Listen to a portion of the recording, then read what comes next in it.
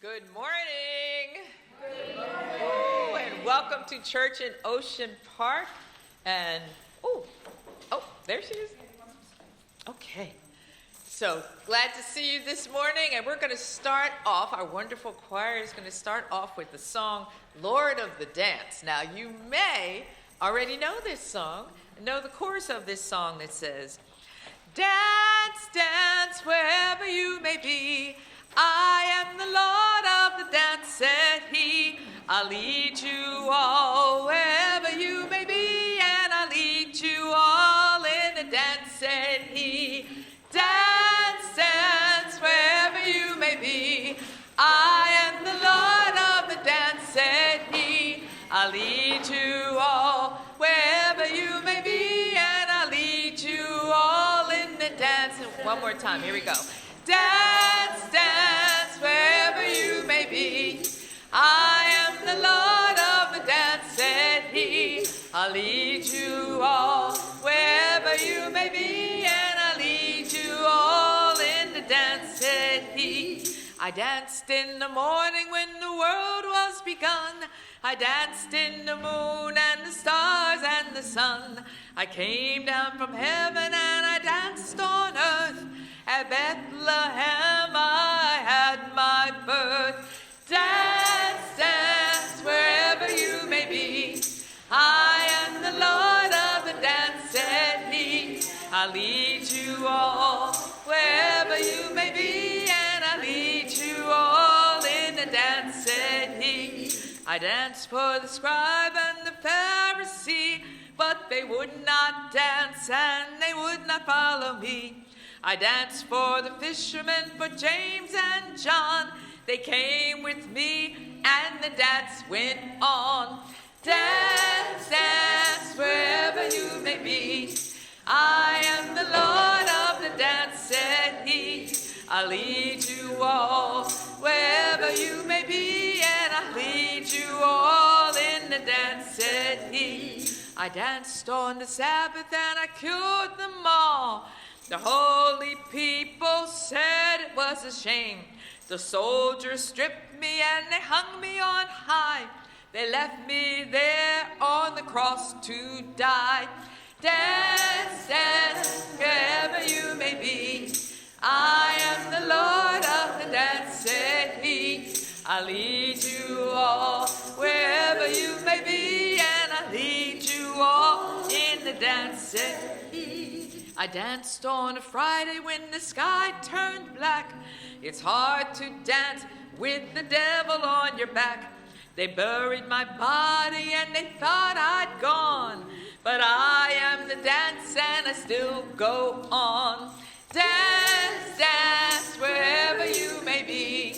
I am the Lord of the dance, said he. I'll lead you all wherever you may be, and I'll lead you all in the dance, said he. They cut me down, but I leapt up high, for I am the dance that can never, never die. I'll live in you if you live in me, for I am the Lord of the dance, said he. Dance, dance, wherever you may be. I am the Lord of the dance, said he. I'll lead you all wherever you may be, and I'll lead you all in the dance. One more time. Dance, dance, wherever you may be. I am the Lord of the dance, said he. I'll lead you all wherever you may be, and I'll lead you all in the dance, said he. Welcome to church in Ocean Park. Thanks, choir.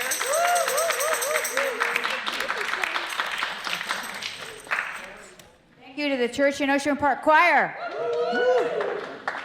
Good morning. I'm Reverend Janet Gollery McKithen, and I'm the minister at the Church in Ocean Park here.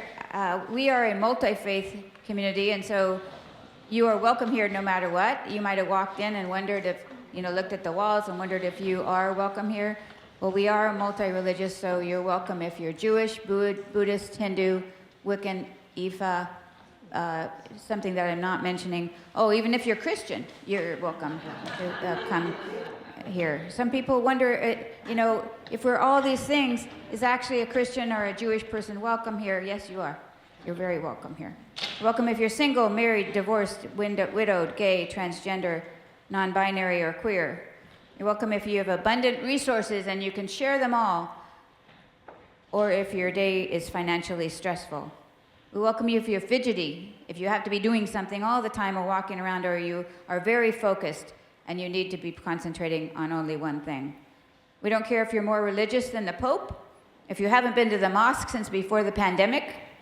We welcome you if you are a soccer mom, if you hate soccer, if you're a tree hugger, if you hate trees, if you're a latte sipper or a vegan, if you're a junk food eater, if you're still in recovery, or if you are addicted and struggling with that.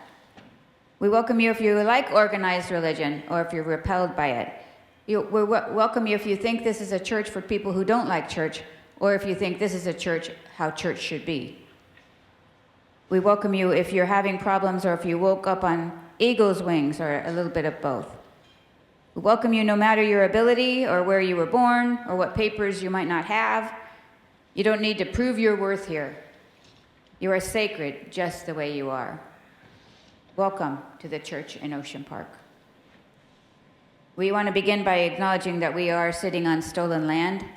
This land in Santa Monica was stolen violently from the Tongva, the Quiche, and the Chumash peoples. We acknowledge the harms of genocide, forced assimilation, enslavement, and destruction at the hands of U.S. settler colonialism. And we also acknowledge that our communities and our country was built on the backs of people who were stolen from Africa, placed into bondage, and then we benefit from that labor that has never been repaid. We also acknowledge that we have allowed an authoritarian government to take root in our country. People are being kidnapped off of our streets and disappeared, and fear is rampant, and for good reason.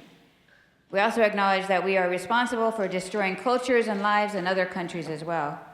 Our tax dollars are being used to fund genocide in Gaza. In our acknowledgement, let us commit ourselves to healing by helping to create a more just and equitable world, no matter how difficult and no matter how much the cost, because people's lives are at stake. We all have biases, and it takes intentionality to move beyond where we are sitting and where we've grown up, and to move beyond people whose lives are different from ours. We seek to work together across boundaries to tear down unjust systems and build new relationships of healing and of hope. This morning you'll hear from a variety of people. You might hear something you disagree with. If you do, know that your voice is just as important as whoever just spoke. But I want to thank you for being here. Thank you for helping to bend the arc toward justice. Thank you for helping to build more compassion in the world, in a world that so desperately needs it. Before our Thich Nhat Hanh chant, I want to acknowledge also that tomorrow is Bodhi Day. And Bodhi Day is Buddha's Enlightenment Day. And so I want to read something from The Little Prince, just one little part of The Little Prince in honor of Bodhi Day. Because in chapter 21, the fox talks about connection. The fox is explaining that taming, forming bonds and relationships is important, and the ritual of consistency is important. So here's what he says. The fox says, "Goodbye, and now here's my secret. It's a very simple secret. It's only with the heart that one can see rightly what is essential and invisible to the eye." What is essential and invisible to the eye, the little prince repeated so he would be sure to remember. It is the time you have wasted for your rose that makes the rose so important. It is the time that I have wasted for my rose, said the little prince, so that he would be sure to remember. People have forgotten this truth, said the fox, but you must not forget it. You become responsible forever for what you have tamed. You are responsible for your rose. I am responsible for my rose, the little prince repeated, so that he would be sure to remember. Bodhi Day. Now our Thich Nhat Hanh chant, I have arrived, I am home, in the here and in the now, 3 times.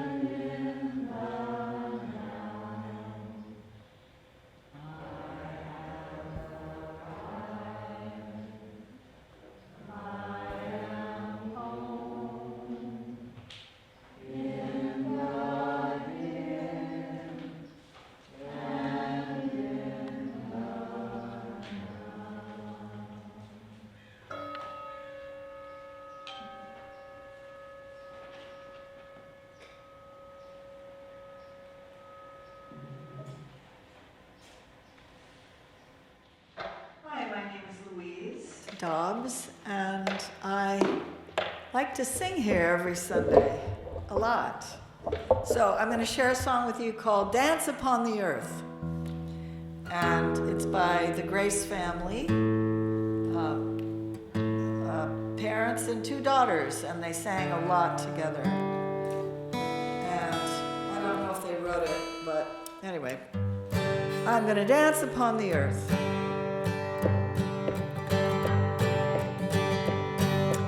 I'm gonna dance upon the earth.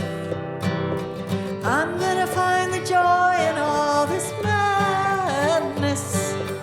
I'm gonna be the one that you see, living here and now and feeling free. And those of you who may want to sing, let's do it together. I'm gonna dance upon the earth. I'm gonna find some joy in this madness. I'm gonna be the one that you see, living here and now and feeling free. I have always been a dreamer ever since I was a little girl. Someone's always trying to change me. That can't happen now. I'll do what I please. Yeah, I'm gonna dance upon the earth. What a song. I'm gonna dance in all this madness. I'm gonna be the one that you see, living here and now and feeling free. I remember from my childhood words my mother gave to me. She said, Jesus died for all us sinners. You gotta suffer in this world to find eternity. No, I'm gonna dance upon the earth. I'm gonna share the joy in all this madness. I'm gonna be the one that you see, living here and now and feeling free. I'm so tired of feeling angry, holding someone else's shame. The world's so full of sorrow. I'm gonna find a way. I'm gonna break the chain. Yeah, I'm gonna dance upon the earth. I'm gonna find the joy in all this madness. I'm gonna be the one that you see, living here now and feeling free, living here now and feeling free. One more time like you mean it. Living here now and feeling free. sorry about the out-of-tune guitar. I thought it was tuned. Your second candle is the candle of peace. As with the Buddhist philosophy, peace is connection.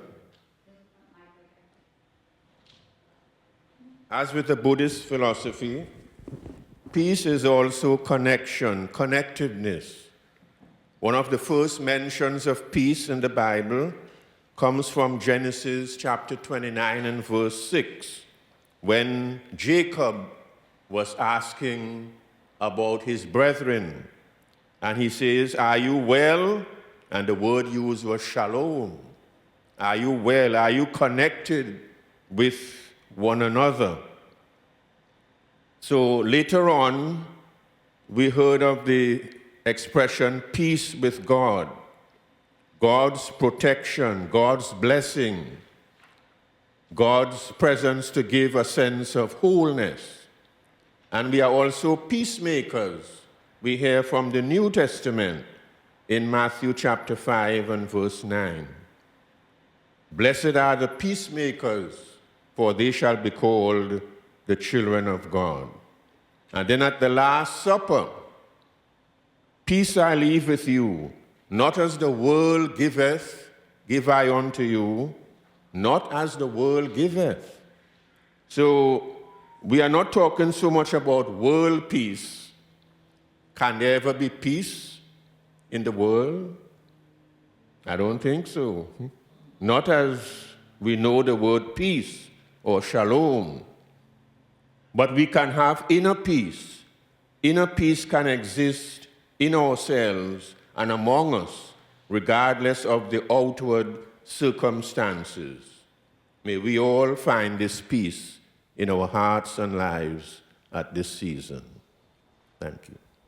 This is an exciting day. I have an opportunity to introduce to you Keith Glassman, who is with us here this morning. He is a modern dancer, a choreographer, company director, educator, and filmmaker.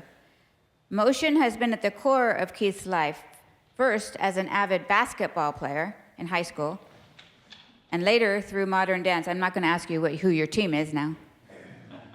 Keith studied dance in his hometown of Philadelphia and in San Diego. Tethered to movement, he turned professional in New York City before relocating to Southern California. While earning his MFA in dance from UC Irvine, the course of Keith's life abruptly changed. Keith was diagnosed with multiple sclerosis. As he contemplated the physical toll of the disease, he turned his attention to filmmaking, shooting, and editing classic dances choreographed by Donald McHale. But the existential question, why do I dance, kept coming up. Soon it became an inescapable quest to discover why other men found it so important to dance. This theme would later form the basis of his documentary, Lives Beyond Motion, that you're invited to see with us after the potluck today. As a choreographer, Keith went on to found an intergenerational troupe of up to 13 performers who toured theaters, museums, community centers, and site-specific environments, including coffee houses and beaches. The recipient of numerous grants and awards, he created his first video, Ghosts, in 2011. In 2024, Keith has completed his documentary feature, Lives Beyond Motion, which is filled with compelling interviews with over 30 celebrated male dancers and choreographers. Keith is excited to have taken home the award for the Best Feature Documentary from Dance Camera West in 2025, and to take his directorial debut, A Love Letter to Creatives Across the Arts, on its festival run and beyond. And one of the places he's bringing it is right here this afternoon. Welcome to Keith. Well, thank you for being here, and I hope you'll be able to stay and watch the movie. I'm going to show a couple things from the film so to whet your appetite. Nate, if you're ready, you can play the Vimeo clip. Like many documentaries, I'll say this. I started out with one idea, and then after I did all these interviews, I had to change things because they brought up subjects that I didn't know they were going to bring up. And so it turns out to be a little different from what I foresaw. but it became much more dramatic in a lot of ways. So I hope you'll enjoy it and stick around and see it, number one. Some of these members of the cast are Los Angeles based. They weren't available because they're doing touring and they have other commitments that they couldn't be here today. But you may recognize them because they've recently been getting awards and some national attention. Why do I dance? Why wouldn't I dance?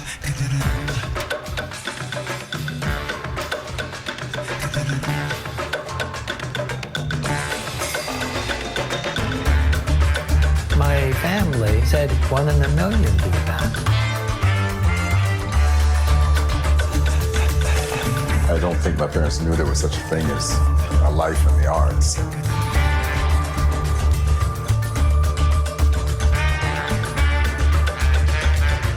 And then AIDS happened.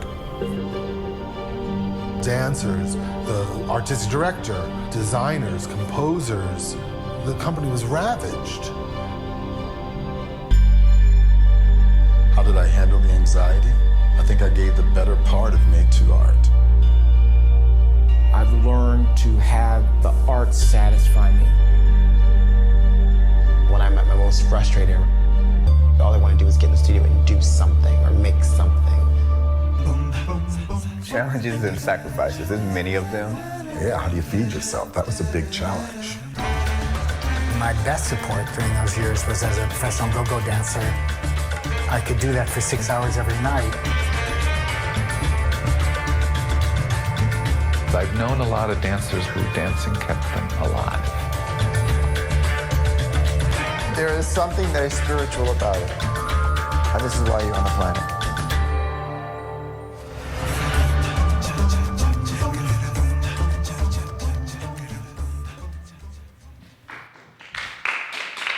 Thank you. While Nate cues up, there's another clip I want to show you. I'll say a couple things about the film. Number one, these men, some of these men I knew when I interviewed them, and some of them were brand new to me. And they were able to say things that are in the film that are very personal and intimate. And I was very surprised that they were willing to give that information with, possibly, a broad audience, given, where the film has been going. So that's been very exciting to hear them say it. And then when they saw the film, all these high-profile, highly respected people were thanking me for giving them the opportunity to be part of this film. So I've been very touched by all that. I just got one response from another famous dancer, and he said, "I'm gratified to be included." I said, "Oh, very good." I can say that. I didn't know that this would have the impact that it's had on the dance community. I don't know how it'll affect you or impact you, but for the dance community, it's become very significant, I'm happy to say. Now, this little clip that we'll see next is just a 30-second moment of when one of the dancers is answering a question that I asked him about his challenges in being a male dancer in the U.S. I need a minute. Okay. Anybody have any questions I can answer about what you just saw? It's wonderful seeing the beauty of their art and also entering their hearts. Thank you. Thank you. What's nice about one of the things I've liked about it is digging up all this archival footage of these like high-profile seniors now. They're 60, 70, 80 years old. And this is when they first were dancing, when they got started, and what sort of encouraged them to keep going. And so it was fun to sort of research that and find out these details and then get this footage and get permission to use the footage, and therefore show that these guys weren't always big names. They were starting out as starters, beginners. And they were young people trying something that wasn't done before or hadn't been done the way they were doing it. So it makes it very, to me, sort of comprehensive in the sense of knowing where these men came from, what dance was like in the 40s and the 50s and the 60s and the 70s, and how it's changed to today. So it's been very interesting. I was, yes. I'm more or less not a dancer. And that's kind of the whole impetus of the project, was why I'm still connected to it. There's, in the film, in the credits of the film, there's 6 seconds of me dancing. But although as many of my colleagues had said, why aren't I in the film? I wanted to get all these other interviews in the film because they told me things that I didn't know, and I thought other people would want to know these things. That sort of led me to make the whole film. Modern dancer, yes. There's a few ballet dancers in the story, in the movie. Most of the ballet dancers, if they had any kind of success and are still continuing to dance in ballet, they started very young, as you might imagine, and they had a lot of support to do that. So their struggles weren't really as evident as some of the other men that I talked to, especially the modern dancers. They had real bigger problems to deal with as they proceeded. I'm ready. Okay, go for it. This is short. You have to realize, I think you must right now, there's just challenges being black in America. And there's just challenges being in an interracial relationship. And there's just challenges being in a gay relationship. And there's just challenges in trying to do something that is as unscripted as trying to make a life with all those 3 categories and a life in the arts. So that speaker has been awarded the Kennedy Center Award. His name is Bill T. Jones. His company is performing at UCLA this spring, in March, I think. They're reprising a piece they did in the 90s, which got lots of press because it talked about health issues and discrimination connected to that. So I encourage you to check out UCLA if you want to see what it is, because it was really mind-blowing. It was performed here in the 90s as well. I was able to see it there. But coming back this time, I don't think the same performers will be in it, but there will be performers who have learned what the other original performers had done. Great. Thank you. Just leave this here. Yes, I have a song from a good friend of mine named Merlin Snyder. It's called We Are One. And when I was thinking of songs for today, we've never had anybody from dance come here. Yeah, well, it mentions dance. It says, we're all dancing fools when the work is done. And it's, the topic really is that we're all one in spirit. And I just love this song, and I hope you do too. Well, that's up to you. It's not my business. I gotta tune this guitar. Give me a moment. It goes out, I tuned it. It does. Well, Frank. It's also chilly. Yes. So the cold definitely affects. Yeah, that's right. And frankly, I need new strings, so.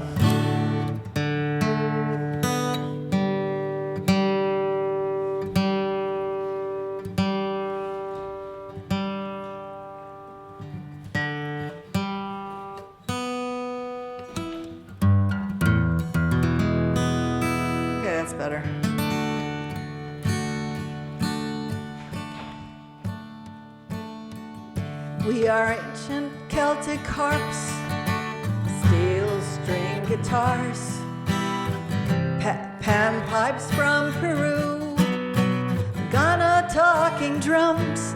We are fiddlers on the roof, we are whistling the same tune. In the spirit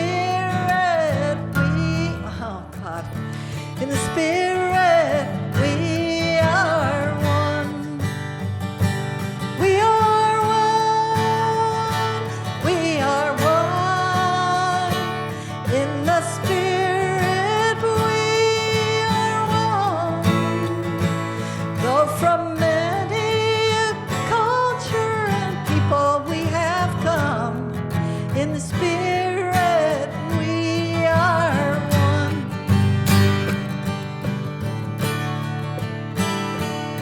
You know what? Let's sing that again. I want you to sing with me. We are one. We are one. In the spirit.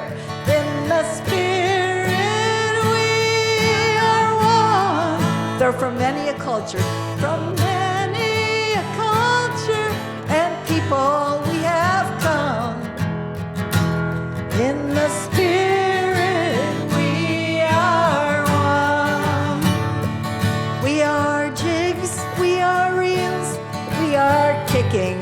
our heels. We're all dancing fools. When the work is done, from Rio de to Beijing, every language we sing. When the music begins, we are one. We are one. We are one.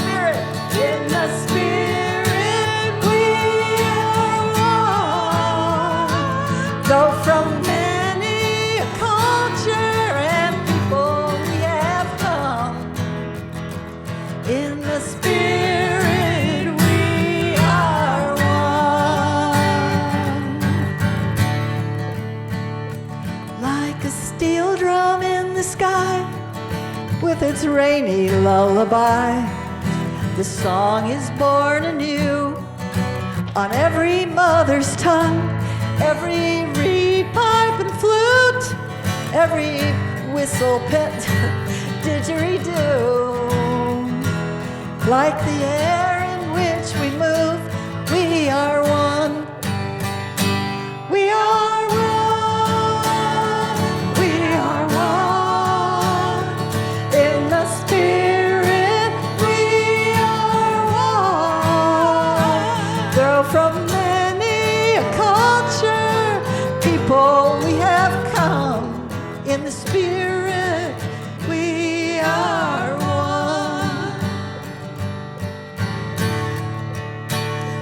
We are arrows, we are knives. We're wasting our own lives with fire from the sky in streets filled with guns. Haven't we seen enough that we're made of the same stuff? In broken flesh, spilled blood, we are one. We are one. We are one. In the spirit, we are one. Though from many a culture and people we have come, in the spirit, we are one. In the spirit, we are one. Thank you.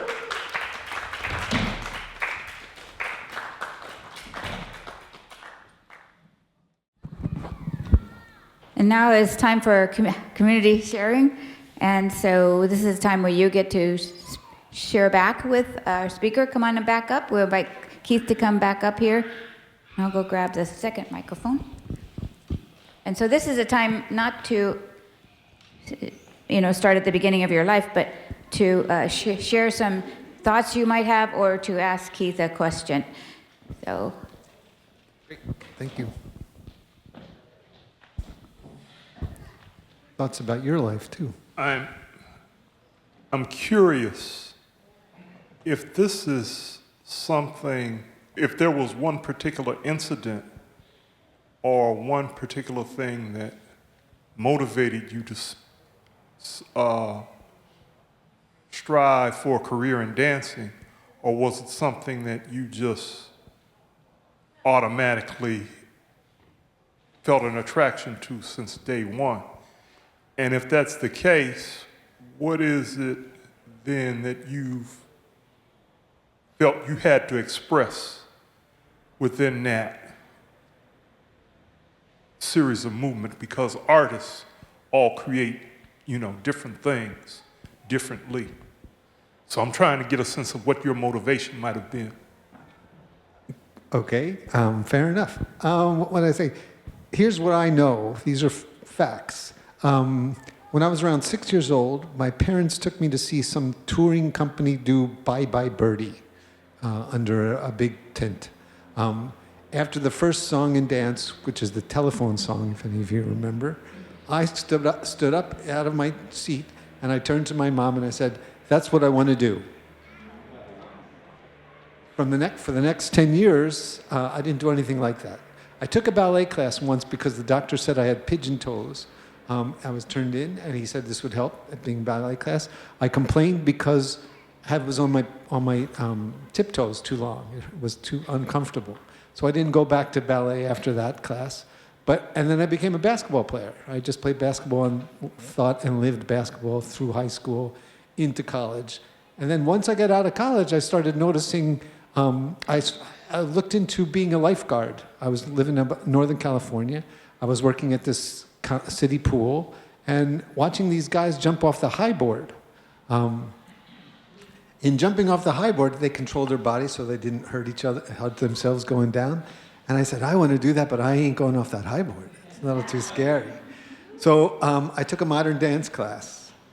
And the modern dance class for 101 is simple. I mean, it's just for people to get them, used to moving their bodies.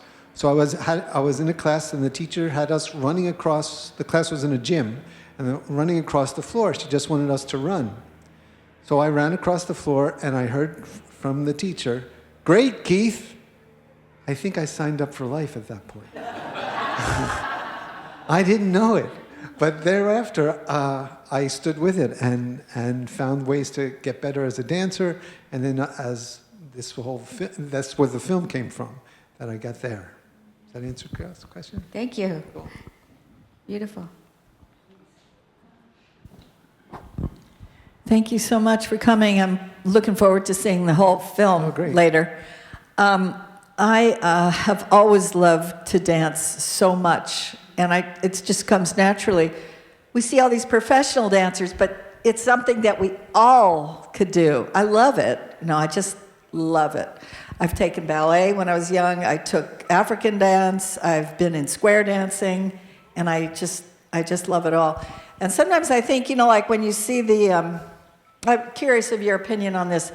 When I see like the Academy Awards program and they have all that dancing in the background, these kids, man, and it's got a shelf life. You can only, professionally dance when you're young, I think. I don't know if that's true, but I feel like that is a thankless job, to dance like that on the stage in the background. Nobody knows who you are, or you don't get any recognition. Anyway, if you have anything to say about that, I'm curious. Well, that's a great question or point to bring up. Number one, the dancers has always been one of the least acknowledged contributors to artwork.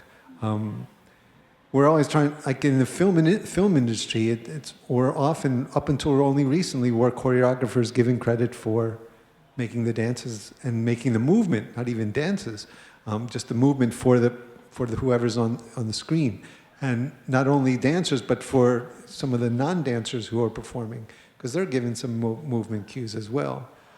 So it is unfortunate, and hopefully, as dance gets more mainstream in a certain way, these people will get more recognition. That's one thing. There was a second part of that question you said. Somebody else?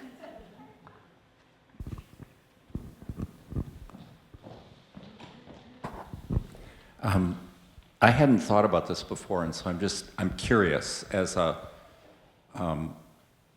sort of thinking about males and dance, but really what I want to ask about is something like basketball, which is a kind of choreographed movement, and it made me think of a high school friend that I'm still in touch with who was a wrestler but also a modern dancer, and that there are some sports, and I'm interested in some sports that maybe are more akin or you would have more affinity to, and so I wondered why you chose basketball. Was that really a different way of being a dancer?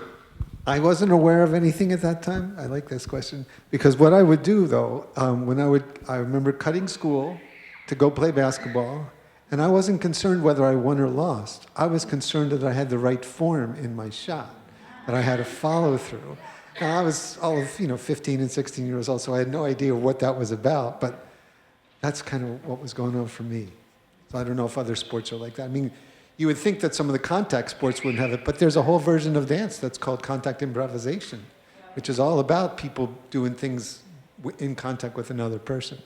So I think there's some connections there for sure.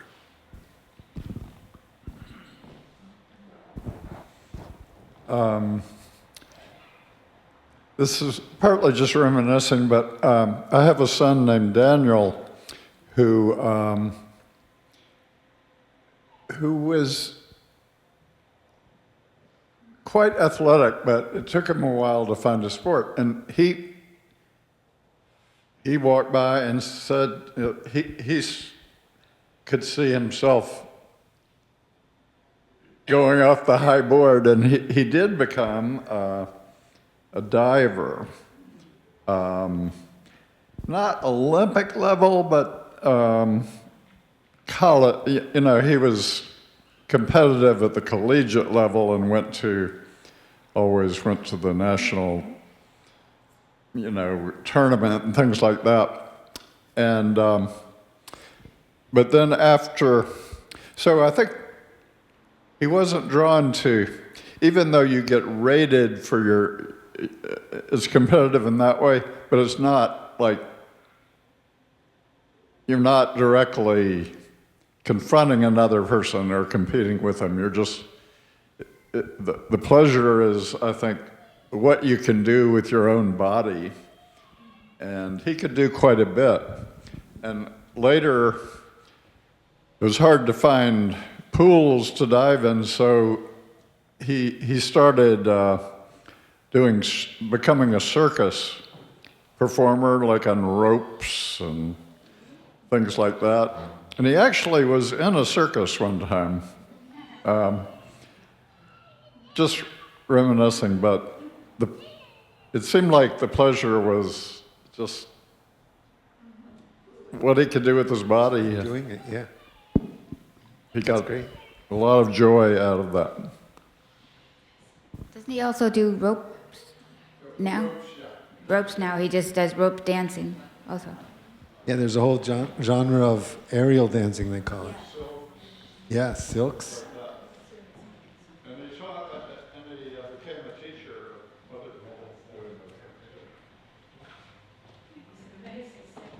Some years ago, I was in Washington, D.C., working at a psychiatric hospital. And for the first time, I saw that dance was used to help the mentally ill, different conditions. And I think strangely it does, because it's like a person who stutters, but when they start to sing, there is no stuttering. They could sing well, but without any stuttering. So I was wondering what you think of, what is your position on dance helping people who are mentally unwell? Yeah. It's a great tool. I mean, it works differently for different people, for sure. But dance sort of relates to a different part of your brain than your what we call the thinking part of your brain. So I think it's imperative to include dance as any kind of treatment for any kind of ailment, especially in your brain.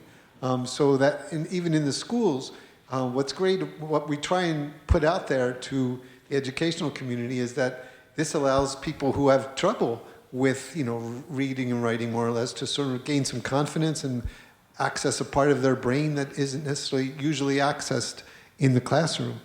So as far as health and as far as education, all these kind of things make a difference using your body. So I encourage all people to try it and see if it does make a difference for wherever you have struggles. Do you know what part of the brain? It's not a big. Oh, sorry. What part of the brain is for the movement? Because the prefrontal cortex is for thinking. Do we know? I don't know. Do you know? Any scientists in the room? No. The movement part. The movement cortex.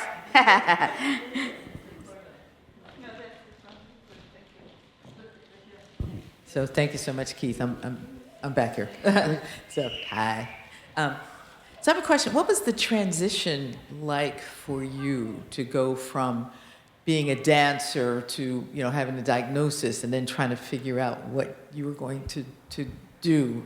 to continue to be connected to dance? I'm still in the transition. I mean, I can't figure it out personally. The transition has been this movie, really, because I thought this movie would be like a dance project where you work on it for a year, then you have a performance, and it's all over, and you have hopefully you get it archived somewhere. But I've been working on this film. We started shooting it in 2004, and we got finished 20 years later. So it became, and during that time, I didn't want to try and distract myself with live performances. So I sort of focused on this, and so I've seen that my life can continue if I'm not working for stage productions. I enjoyed the whole process of putting a film together, the tedium as well as the exciting parts. And hopefully the next step, I'm not sure where that'll go, but it'll be good. Fingers crossed. Well, I think I would congratulate you for finding another, I know you're still in the process. I mean, I can imagine it would be extremely difficult to because body movement is I mean, there's nothing like it, obviously. I mean, I was like that when I used to be a runner, and then I was told I couldn't run anymore, so there was nothing like, they call it the runner's high, but there is actually a thing where you get to a place where you can't feel your legs and you're still going, and there's nothing like that for me. But so it's hard, and I don't have, the dramatic transition that you're having, so I can't even imagine that transition, Yeah. Well, I mean, it's similar to the whole transition of aging. Yeah. You used to be able to do X, Y, and Z, but now you're like, oh, it doesn't feel quite the same way. Yeah. Yeah, so one of the things I like, I used to love, I had one modern dance class too, the easy one. That's the only one I did, but I thought I was wonderful. And I really expressed myself well. Everybody, probably should have applauded me at the time because I was so great. But but I loved doing it. I loved it. But in college, I was a folk dancer, international folk dance. I loved that. And what I liked about that is, you could be many different levels and join a folk dance. You can be in the back and learn how to do a grapevine. You can. There are difficult ones, but there are also easy folk dances. And so I've always been drawn to folk dancing because of that, because you don't have to be an expert, and it's very inclusive. And so, but there are other kinds of dance. Like we're going to have a square dance here. And then I was kind of worried about it because I thought, well, there has to be male and female, but no, but there are queer square dancing, and you just use different language, anyway, we're having a square dance time here. You guys will all find that out after church on one of the Sundays in January. But I think that I just admire you for putting the documentary on to share why, so that everybody else can see what motivates all of these people, what they've gone through, and what it's like. So I really appreciate you coming and sharing that with us. And I hope everybody will stay and see the film. Are there other people who would like to speak? Anybody on Zoom? Nope. Okay. Okay, yeah, Bonnie. Bonnie, the dancer. Never a professional dancer, just for fun dancing. Yeah, fun. Dance lessons never worked on me, the 2 or 3 that I had. But I have a friend who was very much in the high-level professional world in New York and worldwide with ballet and Broadway shows, etc.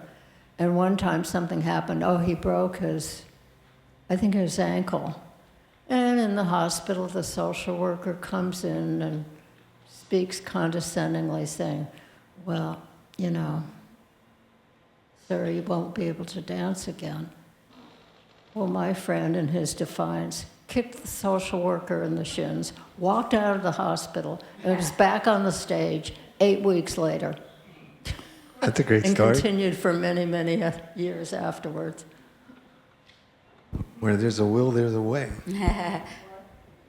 Where there's a will, there's a way. All right. Well, we want to thank you so much for being with us, and we will continue with you this afternoon. Thank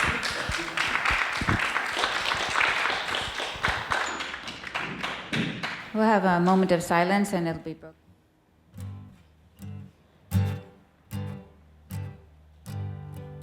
You got to move.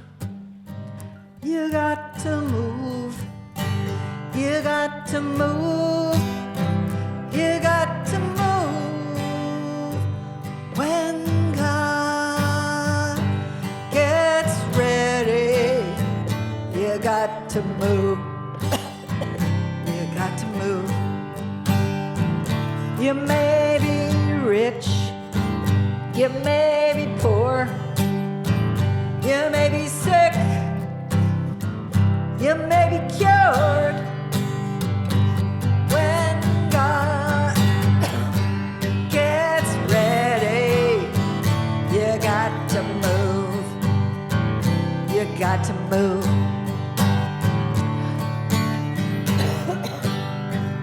You got to move. You got to move. You got to move. You got to move. When God gets ready, you got to move. You got to move. You may be far. You may be near. You may be straight. You may be queer. When God gets ready, you got to move. Got to move. You may be doctor. You may be lawyer. You may be teacher. You may be preacher. When God gets ready, you got to move. You got to move. You got to move. You got to move. You got to move. You got to move. You got to move. When God gets ready, you got to move. You got to move. There's somebody moving back there. Good morning. It's my turn to ask you again for money. And just a little story. I was thinking you must be tired of this happening every week, but it's important. I was driving around somewhere in the last couple of days and I got a call, so I answered it. You know, one of those, I don't know, because I was tired of listening to the radio. And it was LAist. And all of you know Nick Gerda, who works there. So I had given a little more this year so I could get the sweatshirt. And I thought that when I did that, they would, you know, like say, okay, great, you know, we'll call you next year. And no, the woman knew that I had done that, and she wanted me to give more.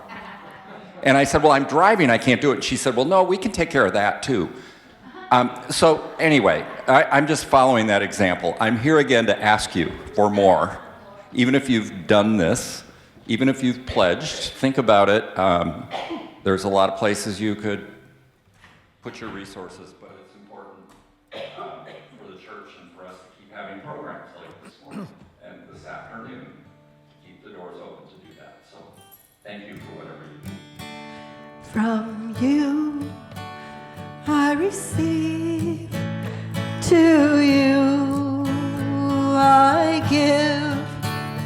Together we share, in this we live.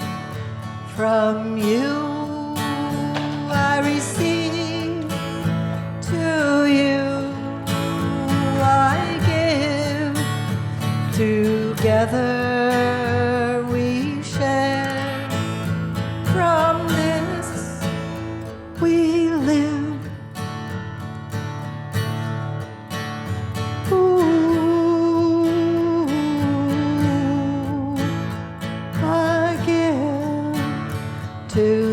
together we share. From this we live. There is bread. Craig Ali is doing bread. Thank you. The last time I was up here doing bread, I said something I feel was very true and very necessary, but at the same time, I think caused a lot of pain and hurt in the hearts of some people. And so I suggested to myself, it's not really going to be a thing for me to do again. But recently, say about 2 months ago, a woman came in with a sermon, and she was carrying on a tradition with her father, of her grandfather and her father.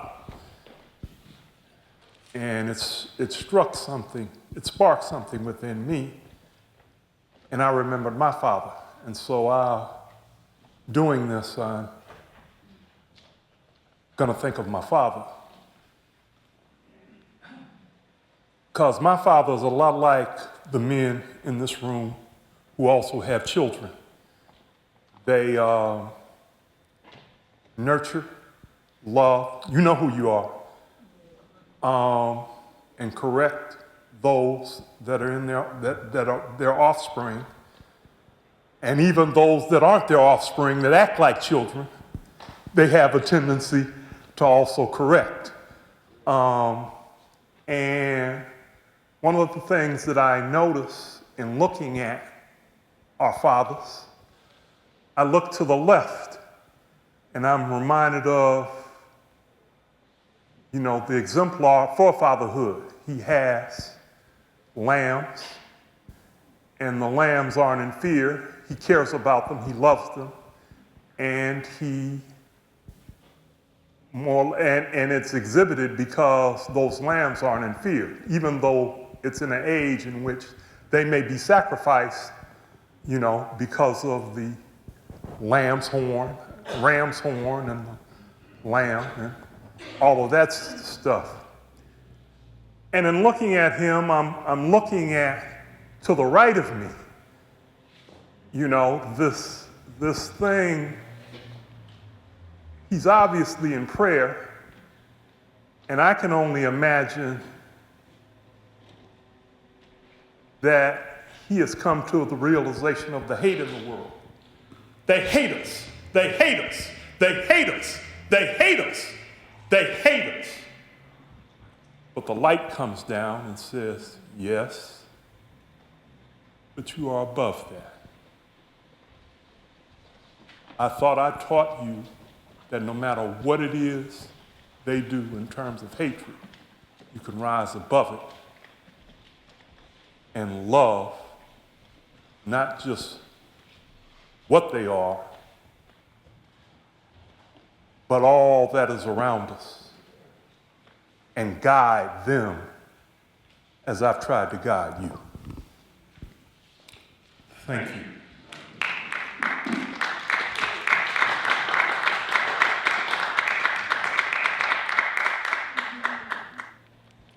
Let's make a circle. Make a circle. Let's make a circle.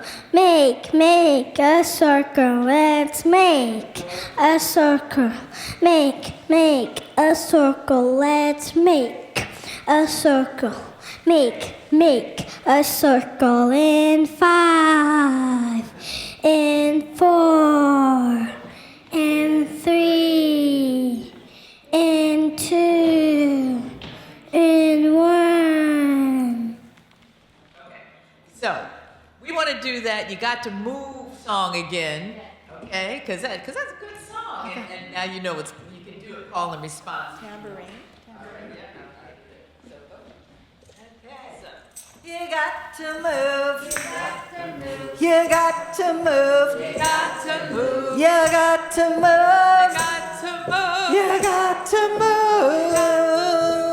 When God gets ready, you got to move.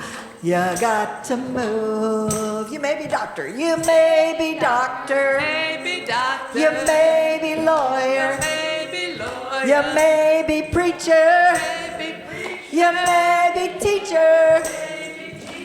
When God gets ready, you got to move. You got to move. You may be far. You may be far. You may be near. You may be near. You may be straight. You may be straight. You may be queer. May be queer. When God gets ready, you got to move. You got to move. Last time now. You got to move. You got to move. You got to move. You got to move. You got to move. You got to move. You got to move. When God gets ready, you got to move. You got to move.